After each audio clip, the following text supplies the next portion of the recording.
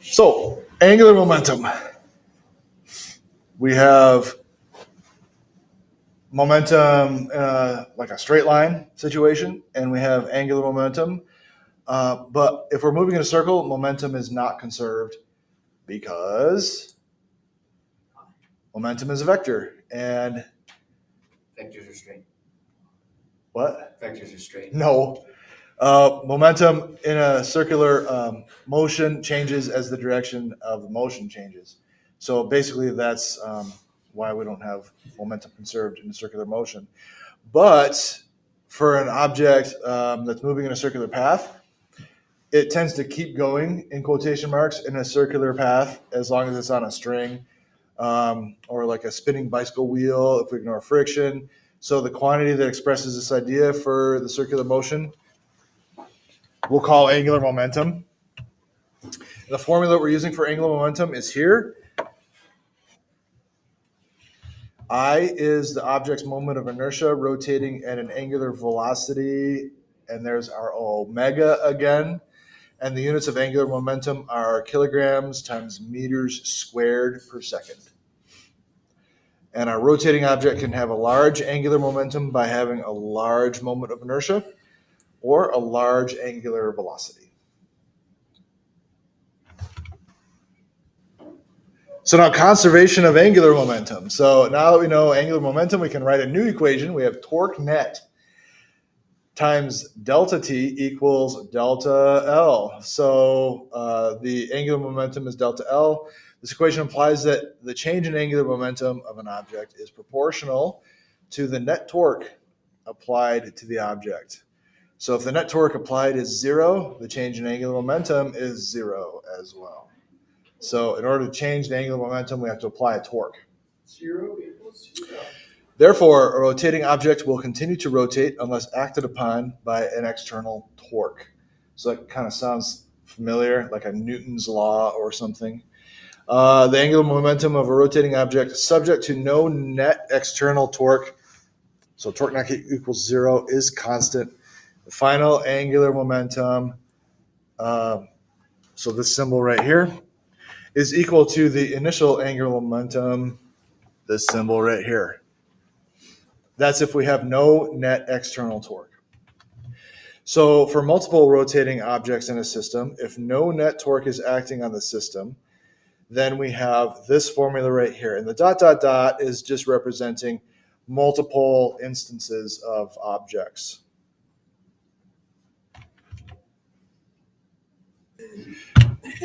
So the conservation of angular momentum. So now, yep, that was already done. We're going to scroll on, and here we go. Varying moment of inertia. So for an isolated object, the angular momentum is constant. The object's mass can't change on its own. I think we know that. So its moment of inertia can change because the distribution of mass, though, can change. And this is where, like, logically, hopefully that makes sense. If we change the distribution of the mass, then we can change its moment of inertia. For example, take a spinning figure skater. Hopefully you've all watched figure skating on TV or something before, maybe live. We can say the skater on ice is nearly frictionless, so let's go with that. And the normal force balances her weight, assuming it's a she. So this is basically an isolated system, all right? Now, if she starts spinning with her arms and legs far out from her axis of spin, so maybe they're in that one pose where they're on one leg and they got the rest of their body is horizontal, perpendicular, or parallel to the ground, right? Do you think you could like demonstrate for me? Sure, I'm totally demonstrating it. They got one leg way out, and then the rest of their body is totally, yes, exactly. Good demonstration. Okay. So then they're spinning, right? Are they spinning fast or slow in that position? Kind of slow. Kind of slow. And then they bring it Now, then they stand up, right? Their arms are still out, but now they're upright. Okay. Are they now spinning faster or slower? Faster. They're spinning faster. They didn't do anything. All they did was stand up, and now suddenly they're spinning faster. Now, if they bring their arms, their outer arms in, maybe their elbows are still out. What happens? They're even faster. And now they bring their arms totally in. What happens? They're even faster. And then if you watch, they'll even take their arms from like next to their body and raise them up. Like as a swimmer, we would call that a streamlined position. They raise them totally up and they look like a really thin pencil, right? That's when they get their absolute fastest possible speed. And they have done absolutely nothing except for change their body position. They've redistributed their mass. And that's what we're talking about here. The angular velocity continues to increase by dramatically reducing the moment of inertia. And all they do is change their body position. They're changing their moment of inertia, and that allows them to increase their speed and achieve really crazy spin rates. I bet we're gonna have a bunch of those Why is figure there skater shows? questions on the homework. Yeah, we want some figure skater questions. We could watch videos. Sure. That'd be fun. Let's do No, that. we don't watch videos in here. All right, so Joey, whose mass is 36 kilograms, stands at the center of a 200 kilogram merry-go-round that is rotating once every 2.5 seconds. While it's rotating, Joey walks out to the edge of the merry-go-round, 2.0 meters from its center. What is the rotational period of the merry-go-round when Joey gets to the edge? So where was Joey at the beginning? Right smack dab in the middle. Right. So we're going to draw a picture of before and after. So before, we have our merry-go-round. After, we have our merry-go-round. We have the center of the merry-go-round, center of the merry-go-round. Joey at the beginning.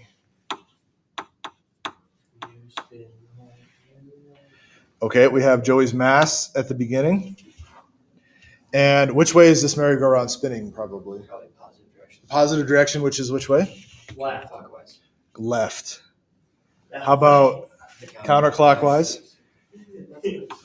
Okay, so we have counterclockwise, omega initial, and then the little m for Joey and big M for the merry-go-round, right? Yep. Okay, and then after picture. Where's Joey now? He's on the edge. On the edge. You're assuming Joey's a he. What? Yeah. We have little m on the edge. We have big M. And we have still omega, but now it's final. And then we have the radius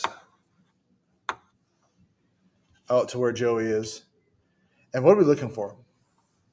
We're looking. Period Which period? of the merry-go-round. The final period, right?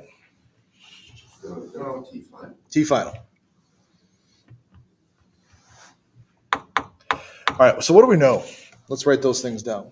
Joey's mass of. So little m is 36.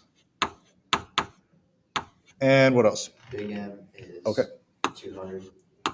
200 kilograms. The period is 2.5. So this would be T initial. 2.5 seconds. Anything else? The radius. The radius, 2 meters. Anything else? I don't think so. Okay. So what should we do? Calculate omega. Calculate omega. Good. How do we calculate omega? Let's see. Remember how to do these? Omega F or omega equals Omega, yeah. delta T. Wait. Omega initial equals, has something to do with period, probably. Isn't it the period over T initial?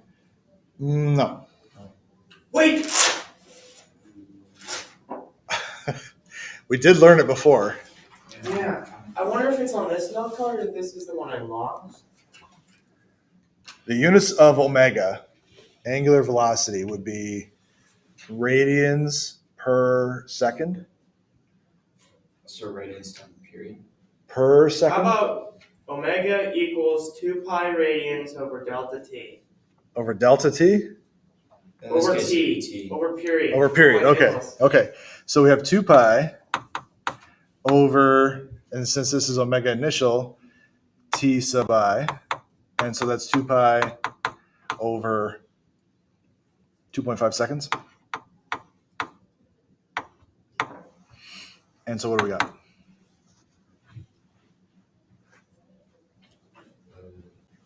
The, handy dandy calculator.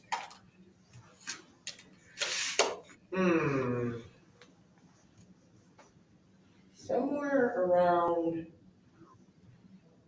It's taken a while. little less than 6 is what I'm gonna say. No, 6. Say 2.2. really? Yeah, 2 times 5, 2 times 3. 6, 6 over 2.5. Where are we getting the 3 cool? 2.513. 2.513? Guess I can't do that. 4 is 5. And that's radians per second. Oh, Okay, that's a 2. So now we know omega. How does that help us? Omega initial. Now we can use the omega times the initial. We can use that handy dandy. Oh, can we? I think probably we should go to,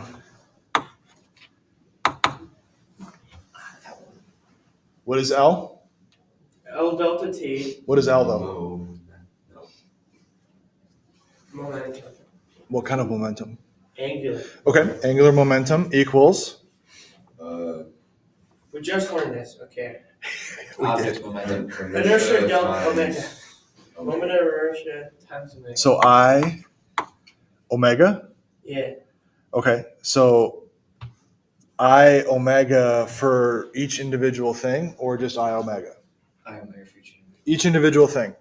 So we have I for Joey, omega for Joey Plus. plus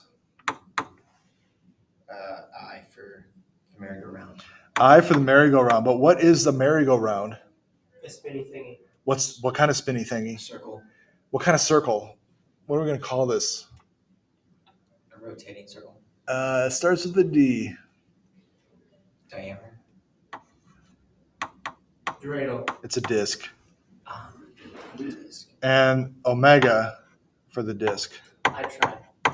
I really thought I was onto something with Dreidel. It's definitely, yeah, you're probably right. This is dreidel. Okay, now what is the I for Joey? Is Joey rotating? Joey's not rotating. Okay, it's so 0. that's 0. This one is gone. So we just have L equals, we need the I for the disk. That This is something all we can initial, look up. right? Huh? Or, Well, yeah, right now we're just looking at before.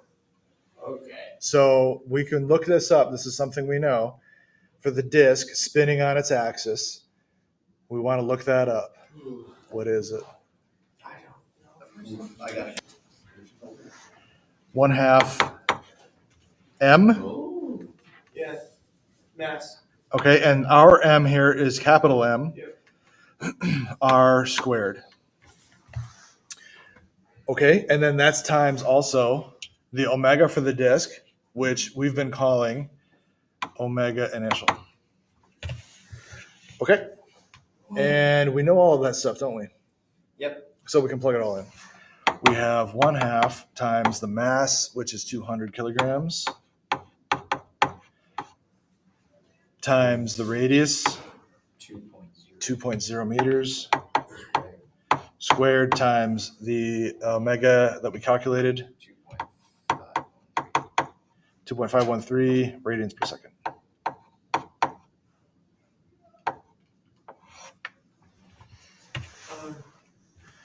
And that'll give us our L.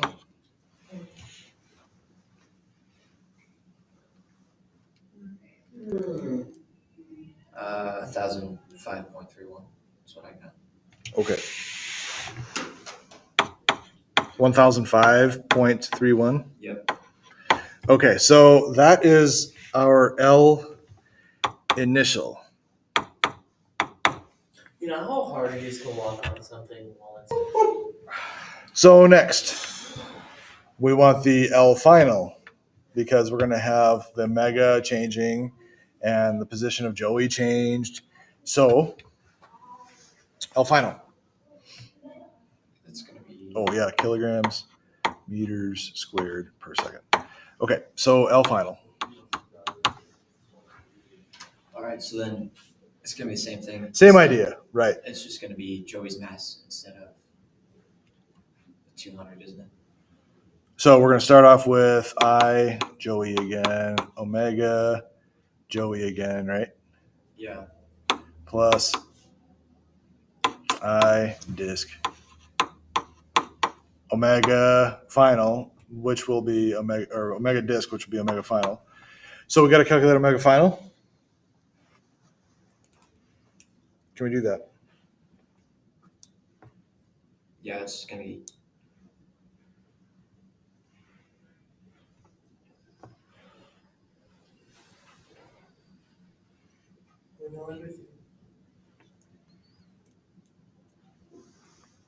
Right? All right. So first, is omega Joey equal to omega disk? Yes. Okay, so these are the same. So I'm actually going to change this to omega final as well, because they're both moving together. Which means I can factor out omega final and have I for Joey and I for disk added together times omega final. Good. We know because we have Joey over here on the edge that Joey is now rotating with a distance away, the radius away from the center of rotation, that now Joey is going to have this I involved that's not going to be zero. Okay, so this is not going to disappear like this one did up here. So we have to figure out the I for Joey. So we have I, Joey, plus I, disk, omega final. So what's I for Joey?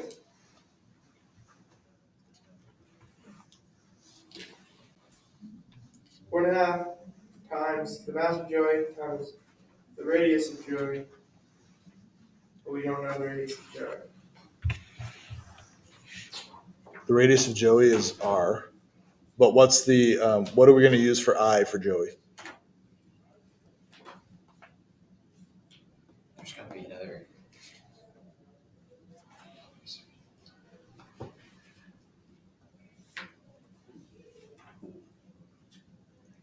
It's gonna be 1/2 time. It'd be the same, wouldn't it?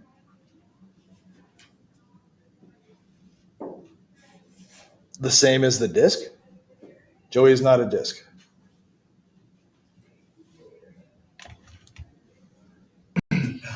So Joey is just mr squared.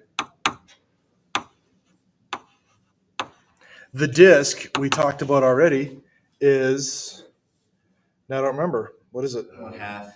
1/2 mr squared. All right, so this is a plus sign. 1/2 mr squared. Being multiplied.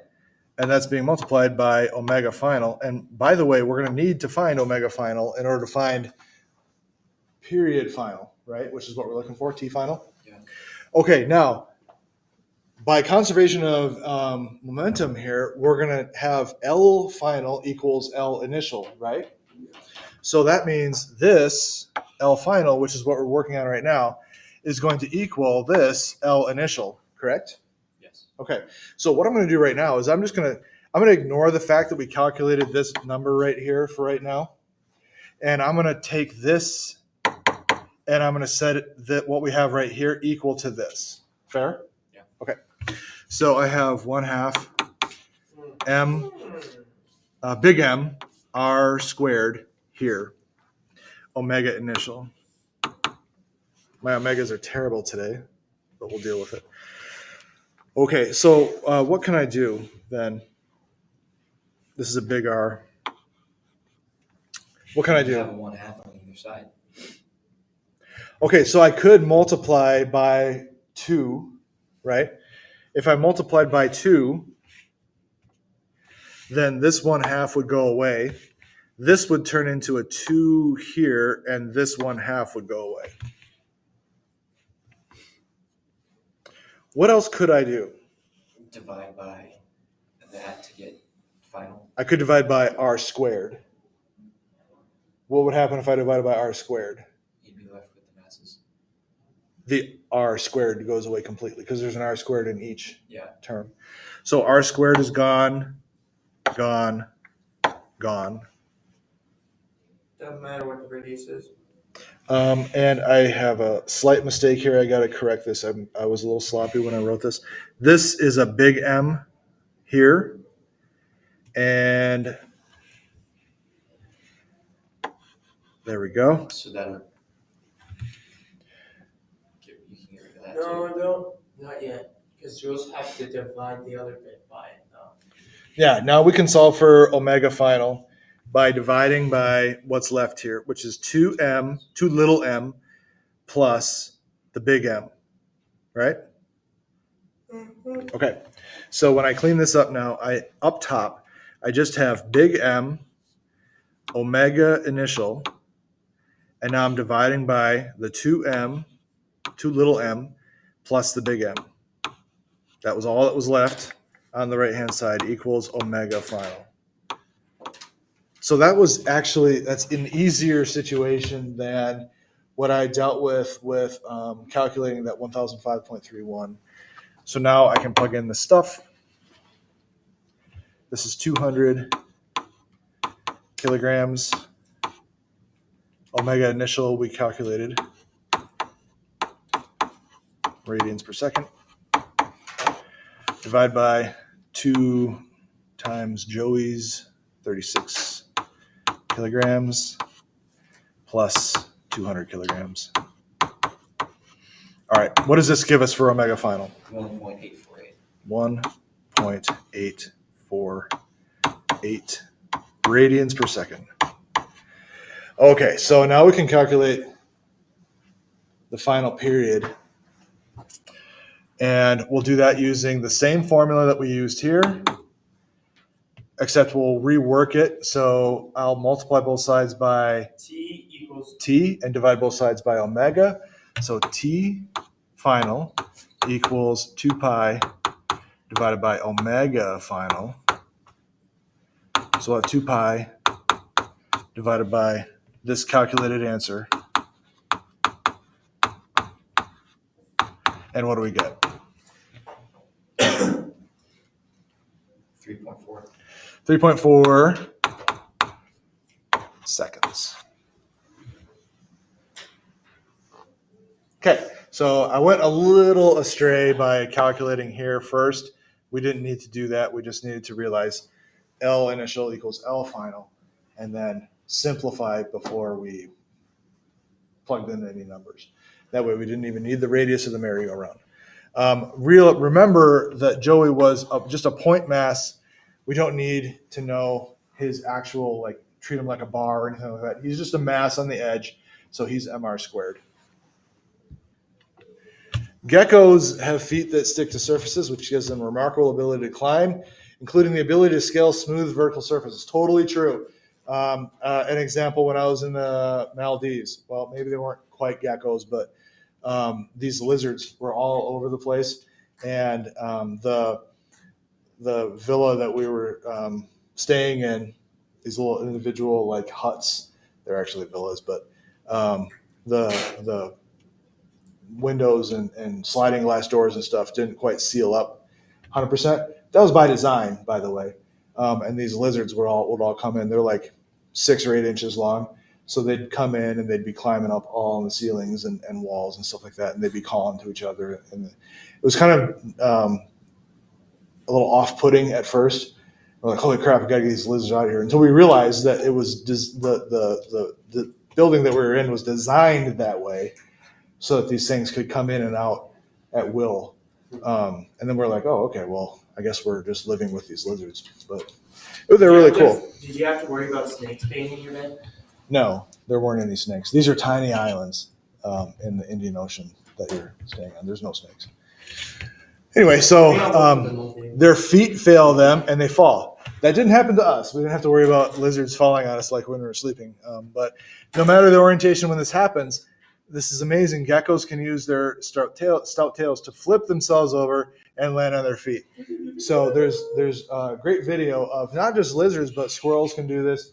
This is how these animals, when they fall, always land on their feet. They use their tails to flip themselves over. So suppose a gecko is falling upside down and is not rotating. How can it possibly right itself before landing? So this is not a math problem. We're just kind of like thinking about this. What does it do? Well, it's just like the ballet. Exerting a torque on itself. Yeah, to do something to its moment of inertia. So how? Uses air resistance. No. Swings its tail either underneath it or above it. And that would be like action reaction. Yeah. There, wouldn't it? Okay, so like action reaction. So what does it do with its tail? So if it's falling this way, Uh-huh. when it falls, it's going to flip its tail backwards, wouldn't it? So it flips its tail one way, and then what happens? And then It because starts of that, spinning its tail around and around, and it Well, starts it flying balances away itself like out. a helicopter. it would balance itself to turn, but not go all the way. And then land. So because it flips its tail one way, its body has to do Go what? the same way as the tail. It has to. It then has a velocity in that direction. So it gave itself some sort of. Spin. Torque. Thank you, and that caused a Angular momentum. angular momentum, Look at us. and then It landed on its feet. okay, so it flipped around. So now it's turning now. So what has to happen? It has momentum. Okay, so it's turning, It's But gonna you have to unturn. so it has to somehow.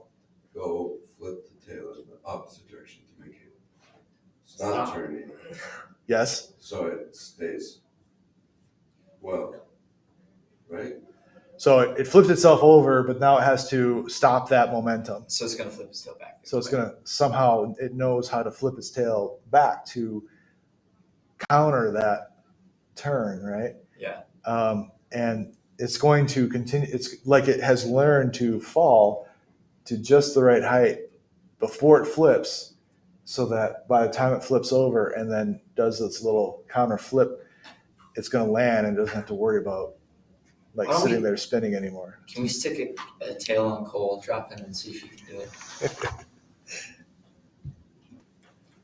So now let's look at this one. The left figure shows two boys of equal mass standing halfway to the edge of a turntable, so like a merry-go-round, you can think of it that way. At angular speed, omega initial, they then walk to the position shown in the right figure. The final angular speed, omega final, is what?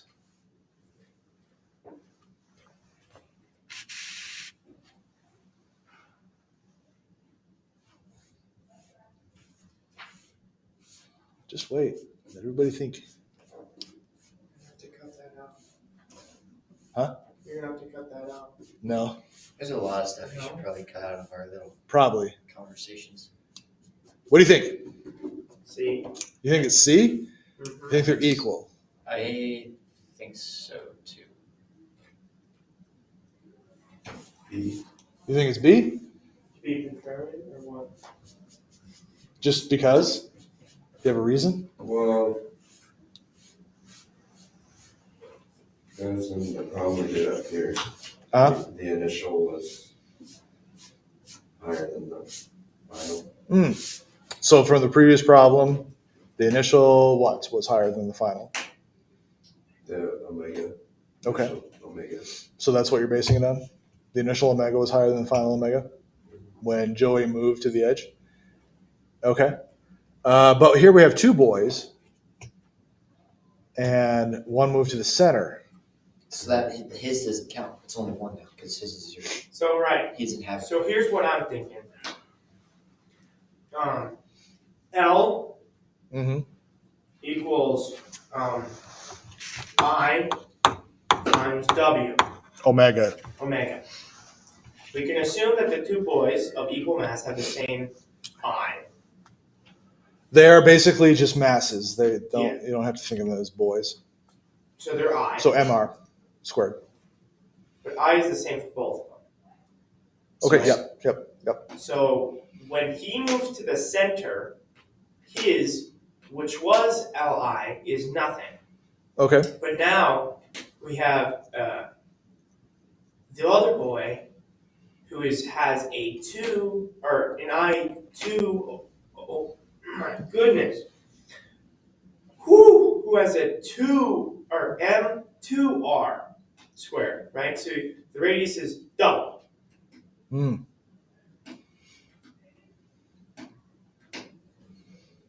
Anyone picking up what I'm putting? Your thinking is okay. I think probably you needed to write this down and reason through it a little bit better. Yeah. What we're looking for here is angular speed, right? So the best thing to do is to look at this formula in terms of omega. So I would solve this for omega. In other words, I'd have omega equals divide by both sides by I, L over I. Okay.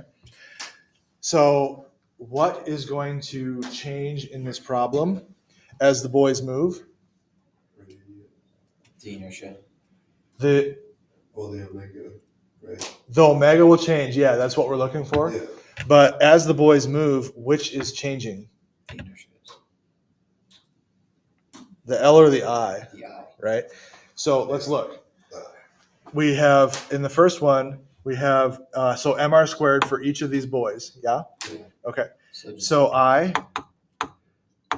the total I will be mr squared 2. Wouldn't it be 2 mr squared? for the first boy, right?